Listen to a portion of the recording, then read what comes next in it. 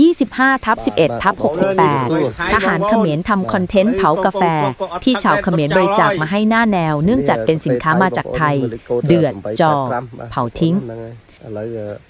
สำหรับจัดท่าพวกខ្ញុំក៏អត់ហូបដែរបងប្អូនណាអូខេនេះហ្នឹងហើយខ្ញុំក៏បងប្អូនទិញឲ្យប៉ុន្តែទិញប៉ះបោះ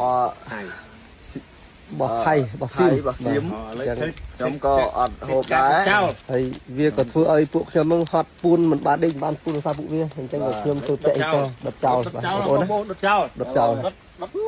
ខេចោលចង្រៃថៃនេះដុតចោលអស់បាទអរគុណទឹកចិត្តបាទអរគុណទឹកចិត្តបងប្អូនបាទផឹកវាដុតចោលអស់ដុតចោលតែអាពូហ្នឹងបានដេកបានពូដោយសារអាពូហ្នឹងបាទគោខ្ញុំដល់កោទាំងថ្ងៃទាំងយប់ชาวเน็ตคอมเมนต์ว่าแน่จริงเอาที่มีอยู่ออกมาเผาให้หมดไม่ใช่ทำเป็นเผาไม่กี่ซองเพื่อทำคอนเทนต์ซองเปล่านี่ว่าหลอกได้แต่คนเขมรแหละนี่มือเฮาตัวเจ้ามือตัวเจ้าอ๋อนู่นนู่นđợt đó đợt đó đợt kia đâyนี่đợtเจ้า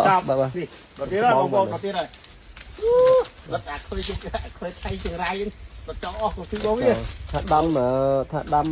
ទឹកក្នុងកាហ្វេដល់ពេលមើលទៅមកកាហ្វេ